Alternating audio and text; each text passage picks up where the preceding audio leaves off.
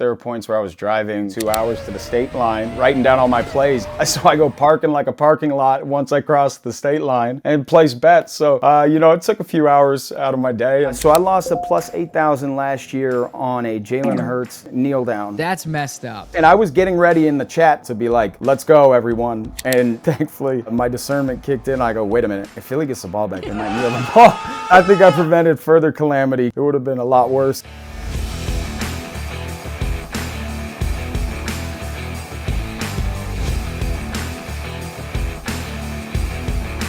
What's up, y'all? This is Ryan, the CEO of DubClub. I'm on the DubClub CEO corner with Brian from Bmatt. Brian, how are we doing? Hey, we're doing good, man. Appreciate you having me on. I figured it must have been a scheduling error that you ended up scheduling me here, but appreciate you getting me on.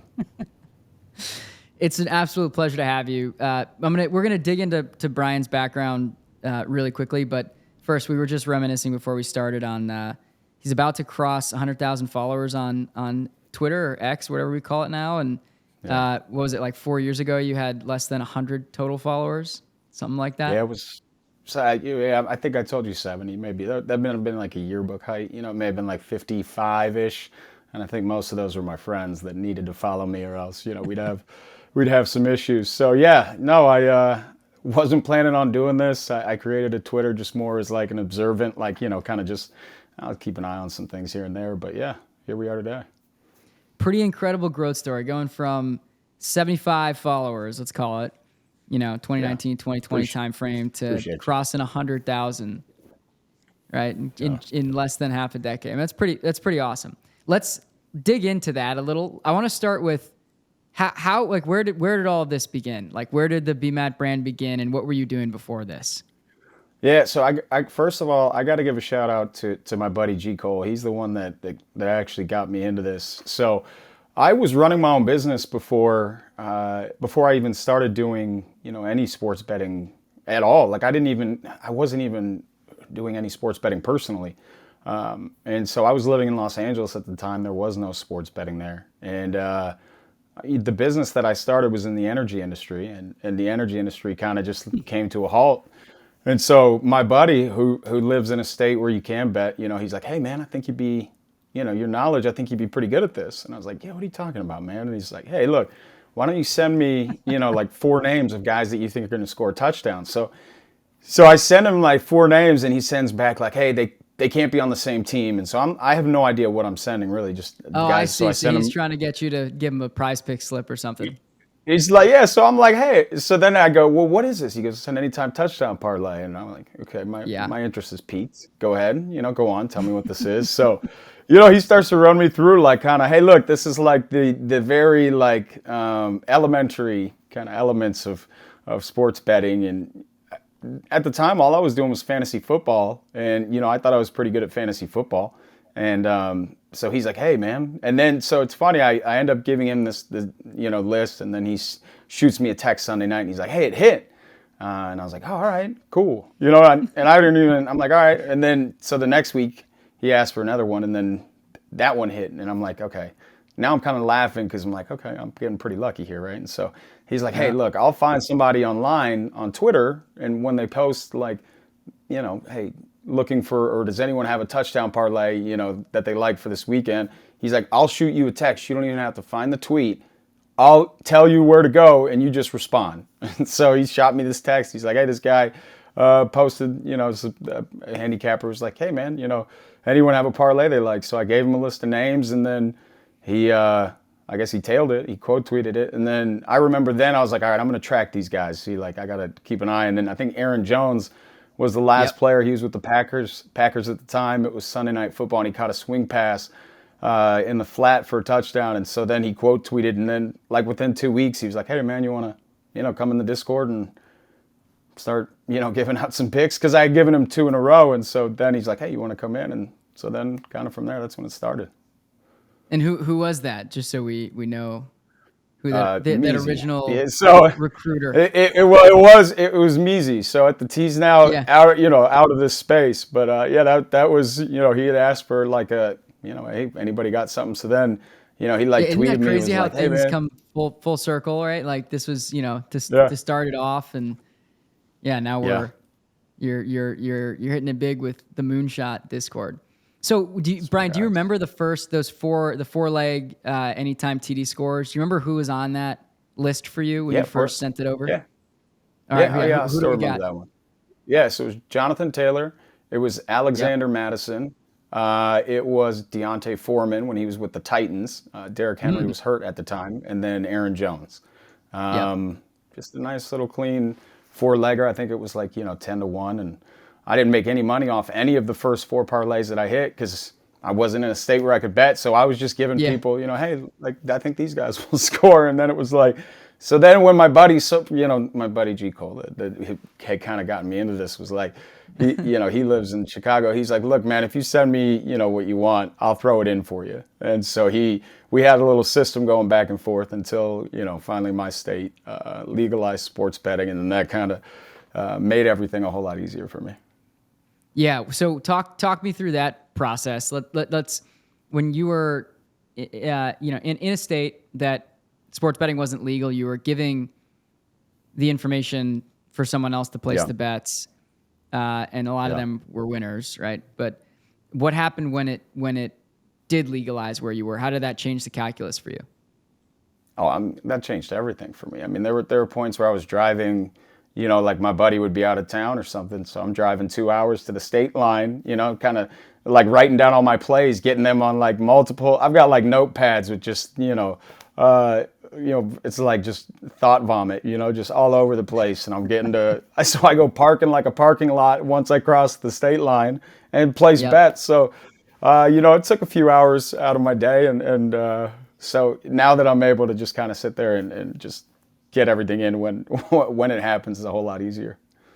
Yeah. So basically the legalization took a lot of wasted time out of your life. It sounds like. Yeah.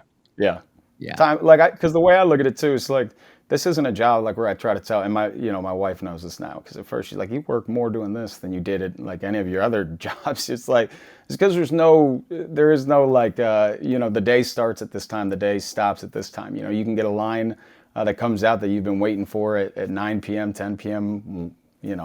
Look, I'm a dad, so 1 a.m. lines, I'll catch those the next day. But there's always something that you feel like you could be researching, or an angle that you could be exploring as far as, making people money. Yeah, it's pretty incredible to think about. It's definitely not a 9 to 5. It's definitely an odd hour job. No. Yeah, for sure. You're constantly you're on at random times, but you can also be off at random times, which is, the blessing and the blessing, the curse, and the benefit, right? So absolutely. Brian, a little bit more context would be useful for me to unpack more around the lifestyle you were living prior to this, right? You were building a business in the energy space, totally different. Yeah. Like literally night and day different, I would imagine.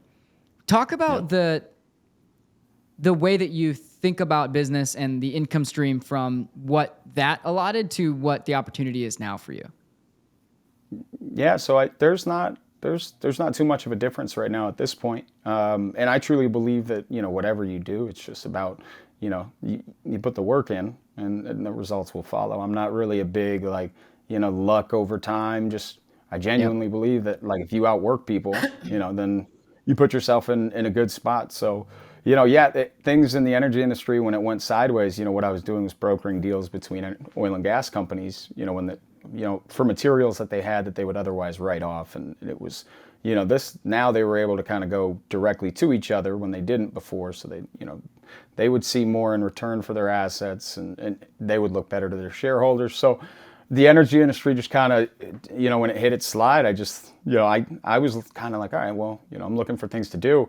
Then I started to do the handicapping, and then I started to do these, what I started to call the prop consistency sheets, which was just this I did it one time on a Microsoft Word document, and it kind of helped for me with some SGPs. It would be like, Grayson Allen has hit, has two or more three-pointers made in 9 of his last 10, something like, but it was all of the, a lot of props, and then you could take what you wanted. So I posted it on Twitter one day thinking like, maybe somebody will find this interesting, and I figured probably not. And then it just kind of took off, and people started to wait for, all right, we getting one today? And then, so then I thought all right, man, I think this might just be what I'm going to do. and then kind of, between that and being in the Discord and, giving out plays, and then, was thankful to have the Action Network come along and then offer me, a spot as an analyst there. So, I'm still with them. So yeah, there's not really much of a difference at all. And outside of the fact that, I probably do put in more time now. It's pretty incredible. I mean, you said 3 kids, if I heard that right? Yeah. Three kids under 7 or under. Yeah. So I'm going to go through some facts that I've gathered and I want to replay for the audience regarding like your background and where you're at. You have 3 kids. You're betting on sports full time. You're also contributing for the Moonshot Discord, which is it's a community on DubClub, and you're a contributor for Action Network. Am I missing anything in that summary? No, and I still have my business, but it's we're not as focused on the business at this point in time until the energy industry gets maybe starts to increase a little bit. But I think you pretty much got it all. So first of all, that's awesome. And you're balancing a lot of things, but you seem super relaxed, super happy, super satisfied with where you're at, which is exciting because if you think about the sports betting industry and you look at the demographics of people betting on sports, the majority of growth is coming from the younger demographic. A lot of that is because of the pick'em, the prize picks, underdog, sure. Like super simple style betting. And people who listen to this podcast and, our audience generally, I think can take a lot of lessons from stories like yours. And I think like the humility and the way that you tell it is fascinating to me, but I think the statistics bear themselves out. You're right. Like less than 100 followers to 100,000 people clearly listen to what you have to say. You're a contributor for Action Network. Talk a little about that journey from when you joined that first Discord, obviously with the individual that's no longer actively in the space, to where you're at now and how, you've kind of navigated the industry, who you've met along the way, how much social media really matters to you and your business and how much time you spend there. Like talk a little bit about some of that dynamic with how you kind of go about your day to day. Yeah. So I'm going to be honest here. Like one of the things that I think that I could improve on is probably being a little more active on social media. But I think that's why like, Kenny and I, we work so well together where it's like, he's good with that stuff, where it's like, I was telling you kind of prior to getting on, I'm not like a very big, I'm not huge on self-promotion, not like the, I'm him guy or anything like that, but just, go out. And honestly, like my goal is, the job is to make people money. So I'm hoping that I'm doing that. And, but yeah, along the way, kind of coming from the first Discord, it was funny, like after football season, I was just basically like a free agent, and so that means you didn't. What do know you mean that I by did that? basketball. Like talk me through that educate me as though I know nothing about this industry and how these communities work and all that.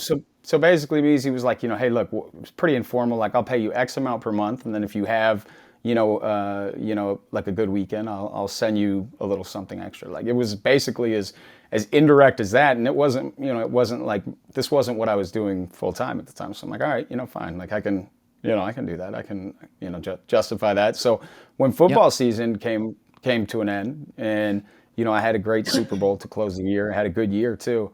He was basically just like, all right, man, it's been awesome. And so I'm like, oh yeah, I don't have a Discord anymore. Thinking like he doesn't know that I do basketball or baseball or anything like that. So that's when I was kind of just took to Twitter and just started posting things on there and, posting those prop sheets. And then like the prop sheets was when like the following started to go pretty wild. And then, then I honestly, before this season or before last season, I was looking, I had a few different Discords that were, looking to bring me in or trying to bring me in. And then Kenny gave me a call like the day before I was going to make my decision, and I hadn't even talked to Kenny, and so he wasn't really, in my like conscience as far as like, all right, who I'm going to pick from, and he called and he just gave me a pitch and just down to earth, just cool guy, gave just a very solid pitch, and I told my wife, I got off the phone, I go, this makes this decision a little bit harder, that kind of thing. I don't know if I'm going to go, but it's making it a little tougher. And he had told Kenny was just basically like, hey man, look, it'd just be me and you, right? It won't be you and a ton of other people. He was like, I've never done this with anybody else either. Like I've never brought anybody else to, so what do you think? And then last minute I was like, you know what, let's do it.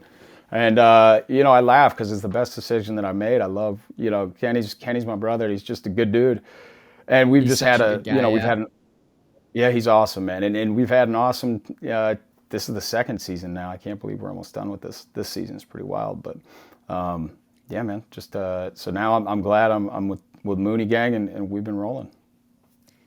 Pretty awesome story there, because what that reminds me of is parallels to professional sports. Like the way you described is like season's over, you know, I was on the market, free agent. Yeah. You know, I'm like, well, it's kind of how it works, right? Because you've got these, just to give some more context, like for listeners, you've got these businesses that are being built on the backs of the product offering, which the product offering is advice. It's what to bet on. It's the bets that these people are making, call and plays.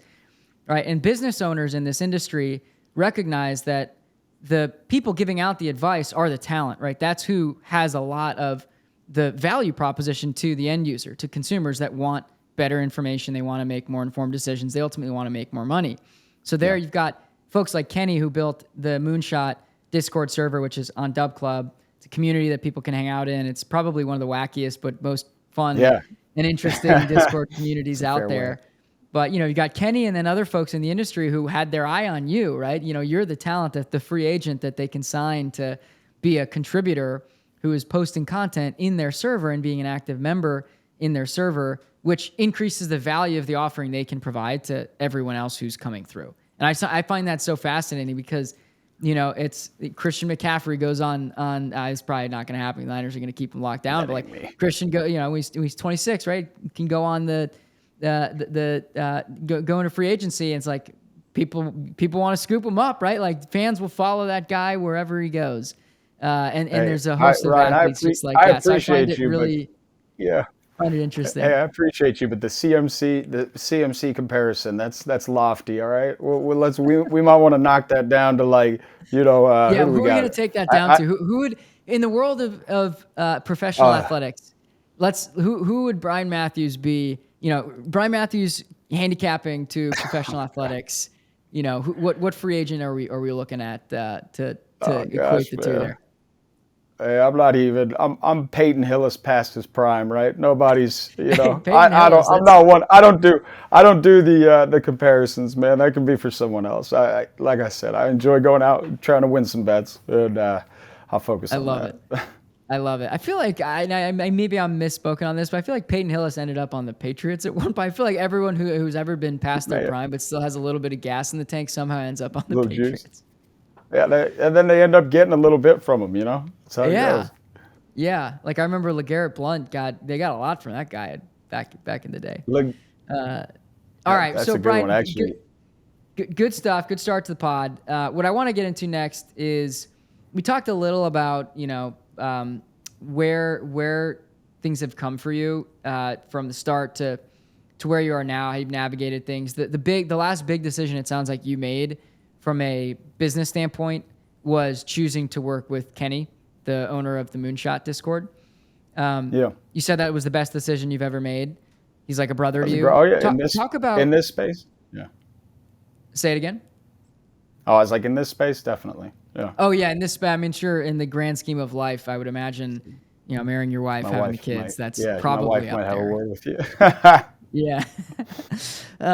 So talk me through like what's made it so great working with someone like Kenny and being a part of the Moonshot community. Like what the Moonie Gang, what does that mean to you? Why has it been so fascinating? Yeah, so you pretty much described it. Like the Moonie Gang is just like a merry band of misfits that like it doesn't make sense. There's no rhyme, there's no reason, but like it's a great community where people go in. It's, you know, like don't ever go in there if you got thin skin, but you know, that it's just a fun group, man. They like to have fun.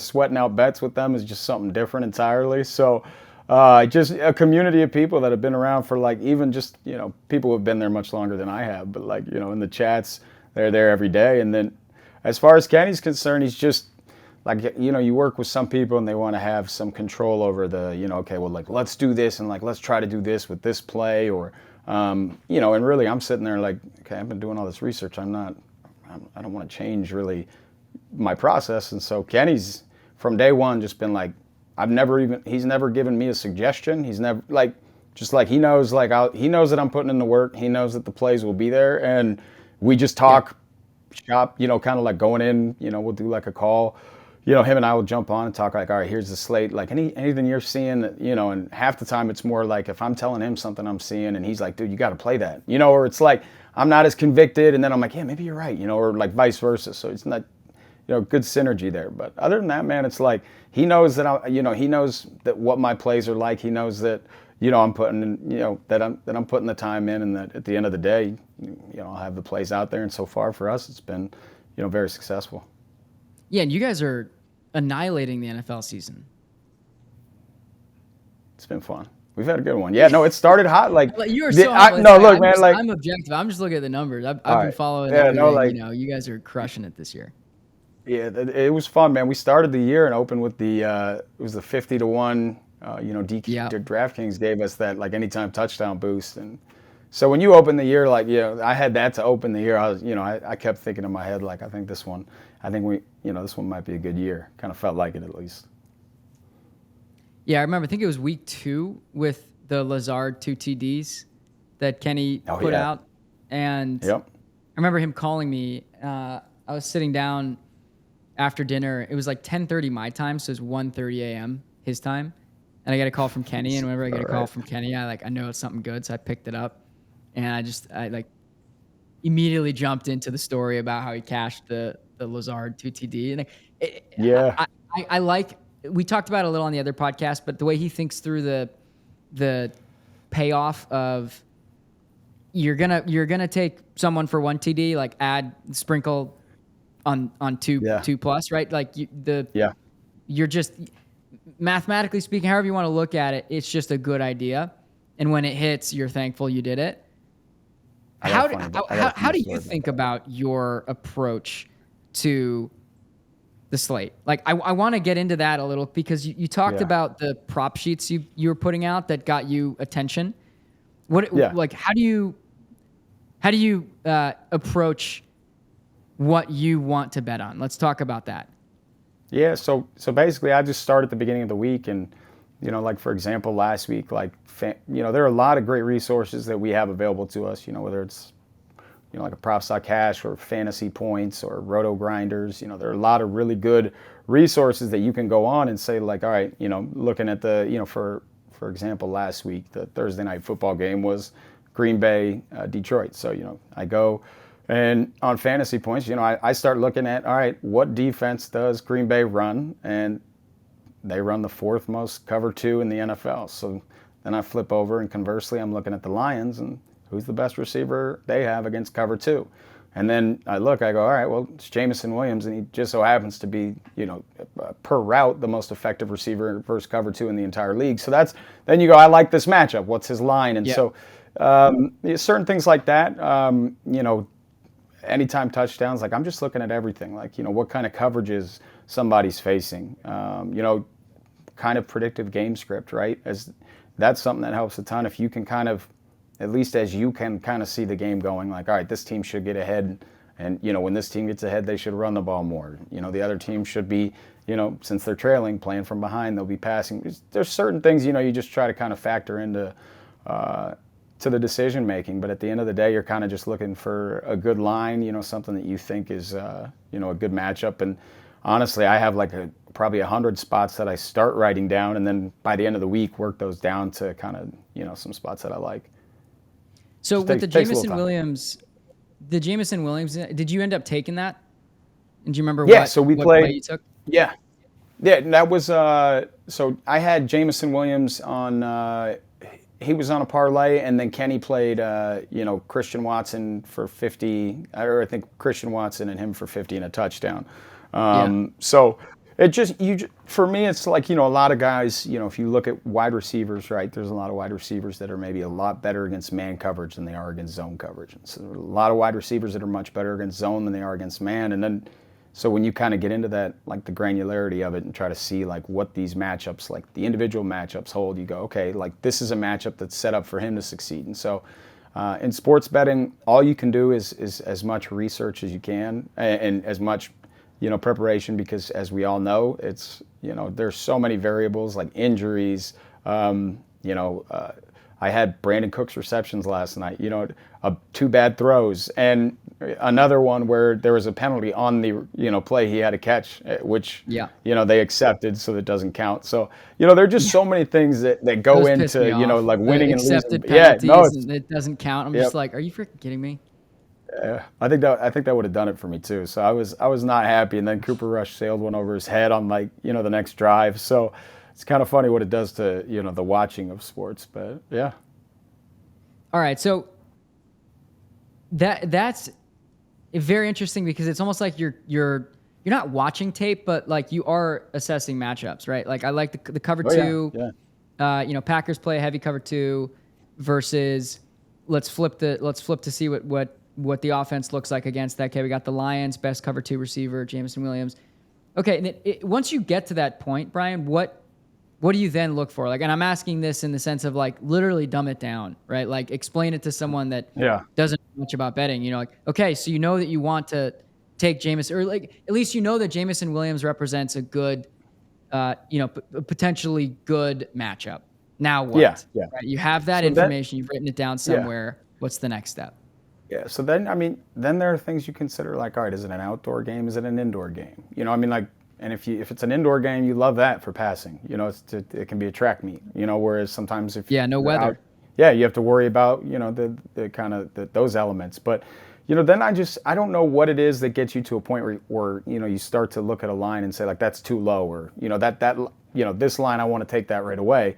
But now I think just when you've viewed enough of it and seen kind of the performances, you start to see like, all right, this guy's done this 4 or 5 straight weeks. And I think at this point in the season, there's a lot of value on the guys that maybe the lines that we aren't getting, very early in the week, the guys whose lines tend to come out like the Saturday and maybe the Sunday morning, where like Josh Oliver was a guy last week where played his receiving yards. It opened at 8.5 and it closed at 16.5. And we got his line on Saturday, and it's a guy that the books just aren't as they're not as fine-tuned with as maybe some of like the Justin Jeffersons, right? The guys you get to see like Drake London's, where you're like, all right, kind of know like the range of outcomes with these guys. So I think there's a lot of value with those guys too.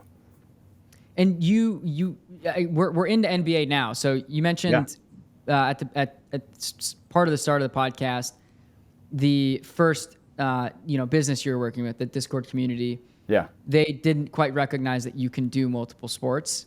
Yeah. Is that, and when you say like you mean your level of precision and the level of research that you do for NFL, you take that to NBA and MLB. Is that the right way to think about it, or is there a different way to think about your ability to do multiple sports? No. I mean, I hadn't even tried it because, mind you, I came in like when I first got brought into a Discord, it was like December. So the season was it was almost over. I had like 2 months, I think, in total, right? Week 14, week 15. Yeah. So it was like, I think it was like the end of November. So it was like the last week of November till the end of the Super Bowl. So I had like two months, we'll call it, right? And thankfully those went well, but I wasn't even trying basketball at the time because I was so focused. I was so new to like handicapping football that I'm like trying to find what markets, at that point it was more like a proof of concept. Like, does this market work for me? Like, all right, receptions, or, you're kind of trying to figure out what's, what you like and what works for you. So, so at that point, you're just like, I was cutting my teeth, man. I was new. So it was, I feel like now, like the way I go about things is just, a whole lot different, but I didn't realize we had that many, the amount of resources that we do back then. So what markets are hot for you? I think everyone will always look. Touchdowns are obviously, there's kind of an electric nature to cashing an anytime touchdown parlay. So that's a fun one. Love those, but I'm really big. I love receptions, but I mean honestly, I'll play everything. Like I'll do you'll see the plays: receiving yards mixed with rushing yards mixed with receptions. Basically it just doesn't matter. And if I like the spot, I like it, and I'm gonna play it. And now I'm at the point where it's like, I'm starting to kind of see things. I feel like things are making a little more sense at this point in the season, at least. And this is year 3, year 4? 4, yeah. Year 4. So we're finishing up year 4 yeah. of this being would you consider it full time? I mean, how do you think about this? Yeah, now, I'm not, I've got like the business that I run is basically probably about 5% of, what I'm, it's just basically, keeping it going until, if that industry kind of comes back. But no, this is, between the Action Network, between Discord, and between research, and then, being a father of 3, and, I have a beautiful wife. So it's, there's a lot, like, I honestly don't know if I would be able to do it without having those things, like, cause I get, it's like I'm in the numbers all day, and then I've got to go to like my son's basketball practice, and that like is the best, it's like, or I'm going to my, taking my other son to this. So it's like therapeutic. I'm sure. Yes, man, it is. So it's like, they remind me like, look, Dad, things are bigger than this little, this little prison or this little picture you live in. So, so it's nice, man. Yeah. Talk a little bit about that. The downs of betting on sports regularly and having people take your advice. I mean, what are some of the things that, obviously going to spend time with your family? Are there other things that you do to kind of like avoid feeling like the times that maybe the winners don't drop, that it's a little bit better than, dwelling on that, which I think a lot of people can get stuck in? Yeah. So like, here's the way I look at it. Like, I kind of operate this way. Like, if I don't, everyone's told me, like, or I get this a lot. It's like, you don't celebrate the wins long enough. Like, it's quick and then you're out of it. But when you lose, this used to be the case when I first started. They're like, when you lose, it ruminates. You sit there and you can stew on it for a little bit. And I go, so someone told me once, hey, look, let the losses affect you as long as the wins do. I said, you know what, that's a pretty good point. So I think when you put everything in that big picture, you realize like the inevitability of what we do is that there's ups and downs, right? And there's a big recency bias because it's like if you didn't hit something, did somebody else, and people are seeing that. But it's you realize it's like, hey, look, man, there are downsides yet, like with the family time, but you cut out, you make time for that. But the downsides when you put in a ton of work for like a slate and then nothing goes your way, and you go.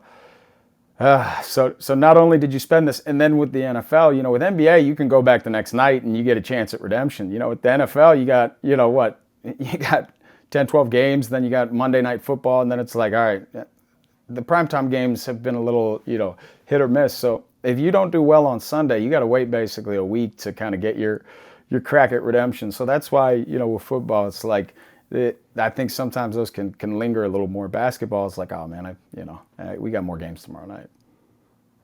Yeah, I think the way I would draw a parallel for that dynamic, because it is very unique in the sense of like you put in so much work and so much effort, and ultimately the outcome's out of your control.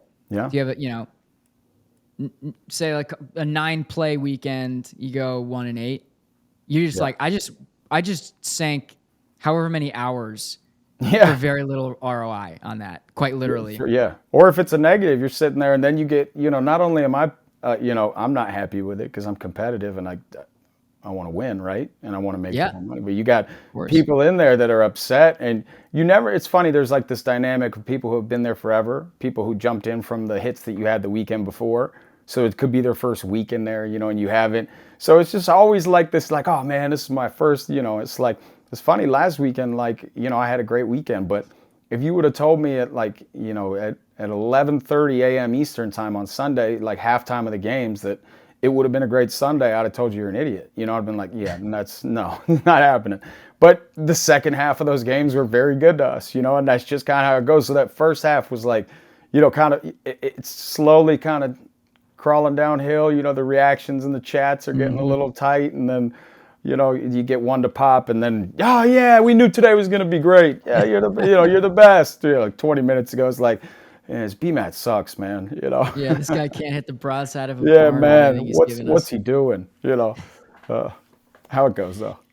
Yeah, it's funny because when I talked to Kenny about that dynamic, the folks that are in the community that are just, no matter what, they're going to come in with their own 2 cents.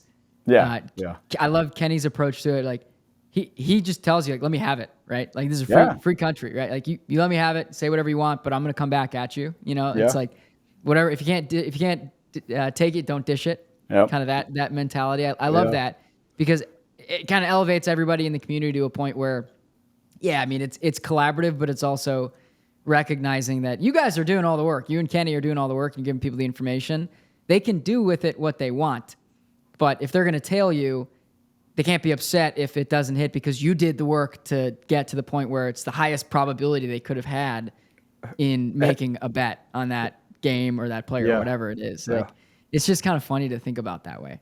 Yeah, I'll be honest, man, like the range of I agree with Kenny in this sense where like some places are like a little bit like, oh, let's not put any, bad react or, let's not have any kind of back and forth. Keep the emojis all positive. Yeah, it's like, dude, I was joking. It takes the fun out of it. Yeah, like the best part was like I told you at like 11:30 a.m.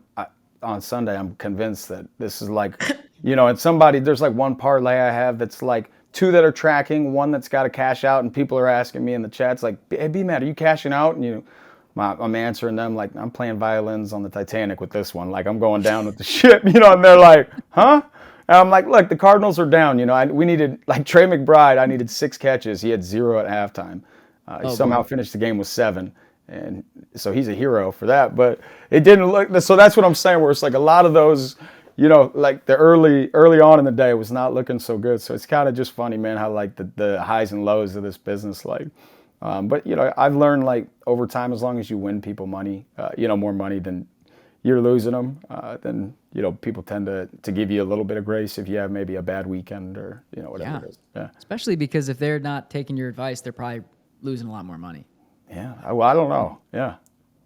Yeah, the majority of people, 98% of people, 98, 99% of people lose money over time betting on sports. So if there is those folks who actually can start with $100 and end up with more than 100 or something similar in terms of scale, you're in the minority for sure. But yeah, it is interesting thinking about that general dynamic of, I think of like parlays in particular.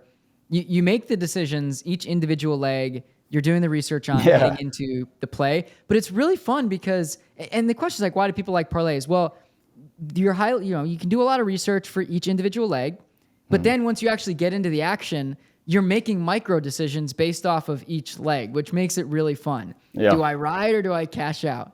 And to your point, the Trey McBride, you rode that and you had faith, and somehow he got 7 receptions in a half, which is pretty incredible. It's his I don't know. I wouldn't have had balls of steel like that, to be honest. But if I was listening to what you were saying, I'm holding strong. I believe in Bmatt. There are a few people that cashed out. Don't get me wrong. There were some that were like, "Hey, I wish we didn't." And I told, look, the wild thing was his receptions prop before the game was 6.5.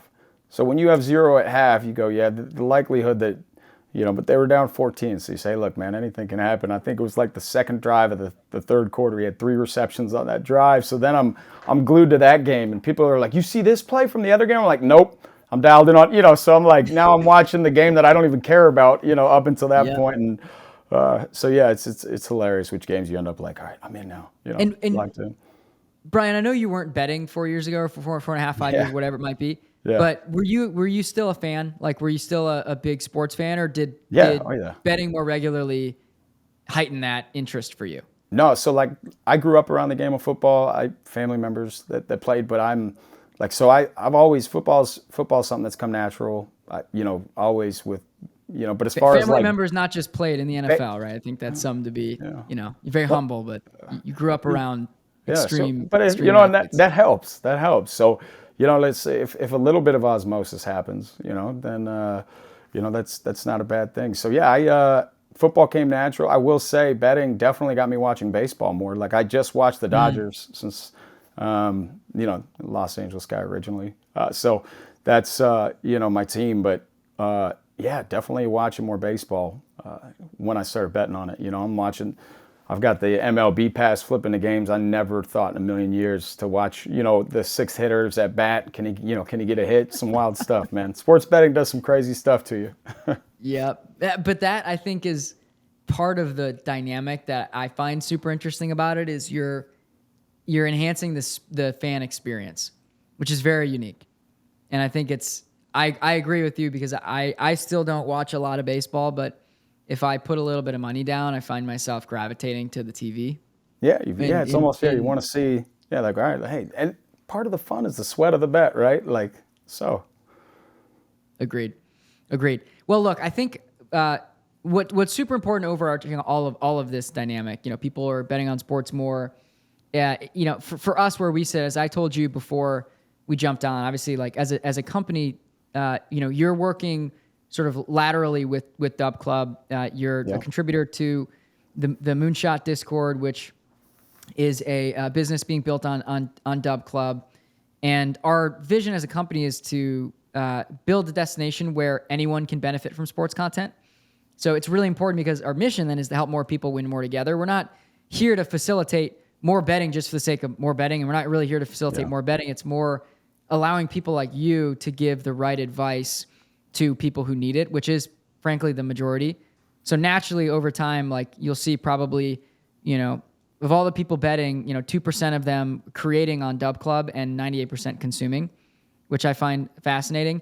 Can you talk a little about your relationship with DubClub and whether there has been a relationship directly or a little bit through Kenny? I don't know if you've met my co-founder Dash yet, or if you've talked to those guys, but what have you maybe heard through Kenny? Any feedback you could have for me as the CEO of the company? No, Kenny's got nothing but good things to say about you guys. And this is why, like with what I was telling you about earlier, it's like Kenny's strong suits and mine kind of like I'm like I'm the guy where I'm putting in the work. Like the Sunday slate's over, the Monday slate's like I'm already looking at my matchups for like the next. I don't need the lines, I'm starting to kind of try to find some spots. But I mean, as far as DubClub, just look, it's a spot that not only you get qualified people giving you advice, but you get a chance. It's really a way for kind of. And the way that I look at this is like, I'm going to be in the numbers. Kenny's told me you guys make everything on your end extremely easy for him. It's just really you guys. I haven't met Dash yet. I'll have to get out to San Francisco or get back to the West Coast here soon. But yeah, Chicago is probably easier for you. We got there you go. Team in Chicago. Dash is in New York. I'm here in San Francisco with the product and engineering squad. But yeah, Chicago is easier trip for you, and my other co-founder Lewis is based there. Yeah. So if you I got some make buddies that out trip, there too. We got to get Kenny out there. Kenny and I still haven't met in person. So I know I find that insane. You guys would funny, because that's my guy. You guys would have a blast, man. That would be If we're gonna do that, I'm making the flight out, day or night. You got to, man. Tell me when it's gonna happen. Let's do it. I'm ready. So. Brian, before I wrap this up, because we're got 10-ish minutes left, I want to get into. You talked a little bit about the the value that you see with something like DubClub for the broader consumer universe, people betting on sports. Kenny talked to me a little bit about some of the case studies he's observed in the Moonshot Discord. Is there for you any stories? Or any instances from people who have been tailing your plays that you remember stood out for any particular reason from members in the community? Something where there was a case study or someone paid something off or bought something. Any of those that stand out to you? Yeah, I don't know. Like I don't think that there's like one in particular. I have gotten 3 messages that like the 3 different people that messaged like explained that because of their job and what they did that they couldn't.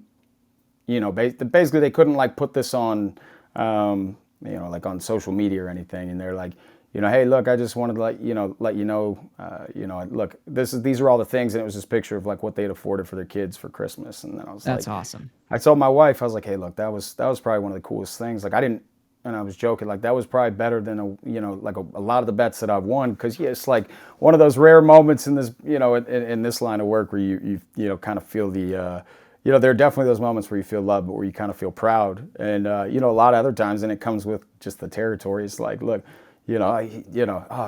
bad weekend, he doesn't know what he's doing. But I think, I started off in commercial real estate, doing 100 cold calls a day. So I heard no plenty early in my life. I think that may have helped me. Yep. That's incredible. So, someone who was taking your advice was able to afford because of the winnings, that he earned through taking your advice on what to bet on, was able to afford Christmas gifts for his family. Is that what I heard? Yeah, it was a lot. Yeah, like it was like back to school. That something happened with the school, so they were out of place in the fall. They were opening back up in the spring, so it was like this kind of early Christmas school stuff, and it was, like the whole. It wasn't, it was like pictures, and the story was just very well, well thought out. It was a teacher too, so it was just something where I was like, that's pretty cool. Couldn't come out and like say, hey, look, this is like hey, look, which I appreciated, just kind of like the anonymity of it, just like thank for the message. So stuff like that's cool, when you hear like things like that. But at the end of the day, man, I just the one thing I want to hear is like, yeah, hey, he makes us money, or he made me money, and I feel like then I'm doing my job. Yeah, 100%. So speaking of making money, it's been a little over 4 years now.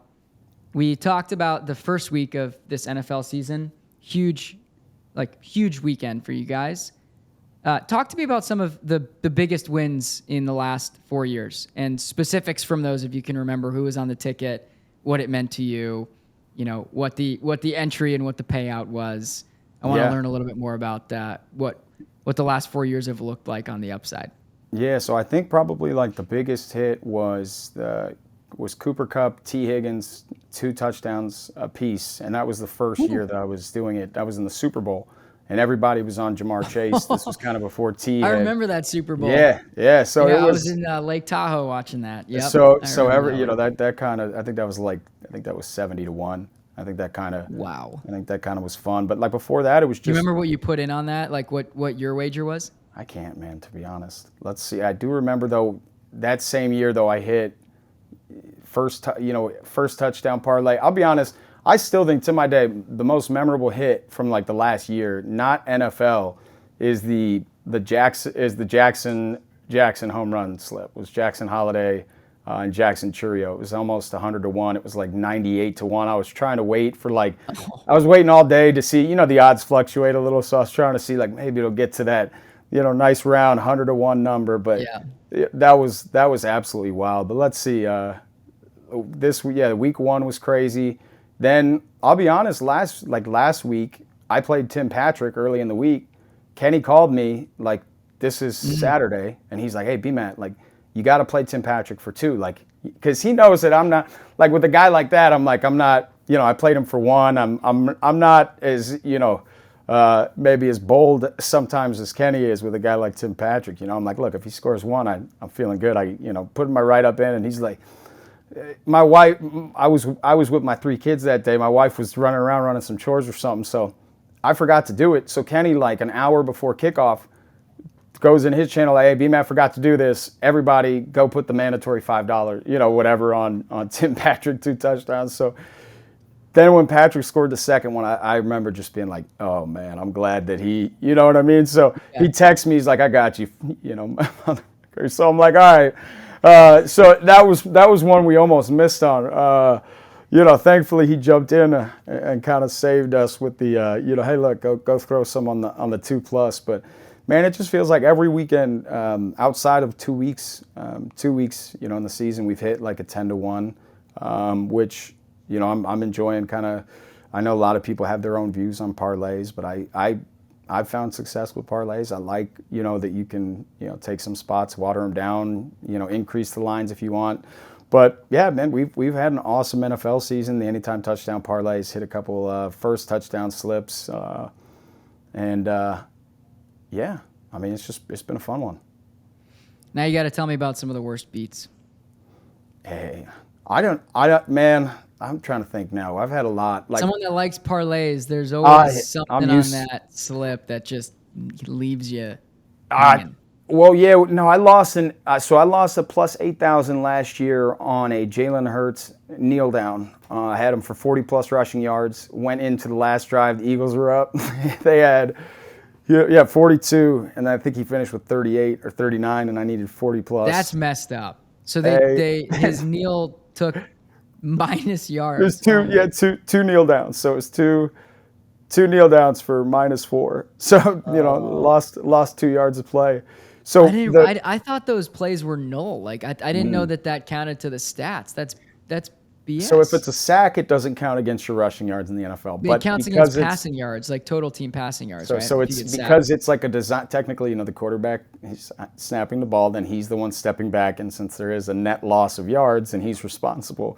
So yeah, some things like that happen where you're like, huh? You're like, no.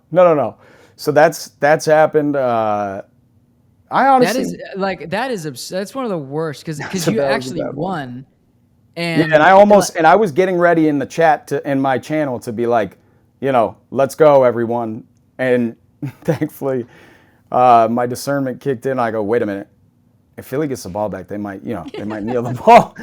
So I think I prevented further calamity because it would have been a lot worse because then you get the hordes of people that didn't actually see that are now being filled in on what's going on, and they're just like, no, that can't be how he lost. So.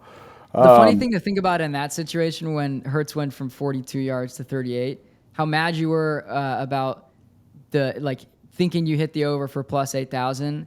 Someone was on the other side, took the under, and was thinking that bet was washed. They're done, and then all of a sudden they realize they're plus 8,000 hit. Yeah. It's like hey, that's how it goes sometimes. That's why at least there are happy people out there, right? You got to remember that sometimes. On the other side of the bet, someone else won it. Fine. Hey, look. So as long as someone's winning, right? As long as as long as it doesn't last too. Like if I have a bad week, I don't like it. I'm going to be focused for the next week. But if it goes on longer, then you start to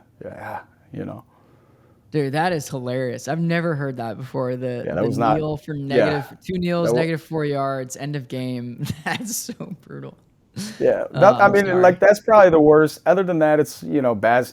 Like NBA stack, most bad beats are like stat corrections now, and like with the NBA season back, you sit there and I got my 10th assist, and no, we didn't. So, that's probably the worst. Yeah. All right. So last question, because I know you got to jump soon. We're getting into the end of the NFL season. I'm curious because you've been looking at a lot of, you obviously look at a lot of props, and you're following the season. I want to start with just really quickly getting a sense. Let's look at running backs. Where we're at right now, I'm actually very curious what your stack rank, top 5 running backs would be in the NFL 2024. This year? Oh, goodness. Let's see. It's tough because CMC doesn't fall on that list. I'm not, And you've got guys Jameer Gibbs, you got Montgomery. It's like, I don't even know who. I know Saquon would have to be on there, but talk to me. Yeah, Saquon's number one. There's just no doubt there. I think Saquon's pretty much. Bijan's up there in the top 5 for me. Now that he's actually getting work. He's good. He scored this weekend. Yeah, and he's just a freak. I mean, every time you watch him, it's pass, run game, whatever it is. He's out of Texas, right? Who's that? UT. Who are we talking about here? Bijan. Yeah. I was trying to remember where he came from, but I think it's like second year out of Texas. Yeah, he's Texas. So then let's see. Yeah, young man sport. Who are the other good running backs now? I'm like, now on the. I gotta say, Jameer Gibbs on my fantasy team. I traded for him. Oh, Jameer Gibbs is fantastic. He's awesome. He just doesn't get enough. But there are a lot of really good running. They don't give him the ball every play. It kind of frustrates me. He's so electric. Yeah, he's wild. He does. But it's kind of like he's not a huge guy, so it's Monty's kind of the Sonic and Knuckles things works for them because he's kind of the bruiser. And I don't know if you give Gibbs 20, 25, 30 touches a game, if that's a good thing over the course of a 17-game season. But he is fun to watch. I've got him too. You got, I don't know the running back position this year because you got a lot of really solid guys, right? Like the Jacobs, James Cook, but. Kamara's always good. Derrick Henry. Yeah, Derrick Henry's a beast. He's always good. Like give him a head of steam. Yeah, I don't know. As far as the running backs, I think it's kind of like right now it's like Saquon and everyone else. Like because Mixon's having a great year too, stats wise. But like no one can do what Barkley can do. I mean that move he had where I'm not even an Eagles fan, and that move where he jumped up backwards was just like silly. Like just like what are you doing? Like nobody does that in an actual game. They added that to Madden, which is like the funniest thing. The backwards. Wait, did they really? Hurdle, yeah, yeah. That's amazing. Because what the nice thing about 2024 video games is that you can push releases because people download new software updates on the Xbox, the device directly, which is pretty sweet. Different than when I was really gaming. But they added the backwards hurdle for Saquon, which is the wildest thing. That is wild, man. Huh. Yeah, Kenny will like that answer though. I mean, I know he's a huge Eagles fan. It's. I'll wrap the podcast here and just like not even a hot take, but probably one of the worst ownership management decisions, whatever you want to call it, of the last I don't know how long with the Giants. Not the Daniel Jones over Saquon. That's just insane to me. And you look at Saquon just ripping up the season with the Eagles. The Giants totally effed that up. And it just goes to show you, man. Teams, if like a guy plays well for a half season, that the league is so quarterback thirsty that it, like if someone thinks that someone might have that, he might be the guy. It's like, all right, we got to rally everything around him. So, and meanwhile, he goes to, of all teams, the Eagles, who just feel like they've been stacking up talent, and he's outside of the tush pushes, man. He's been killing. He's been killing it.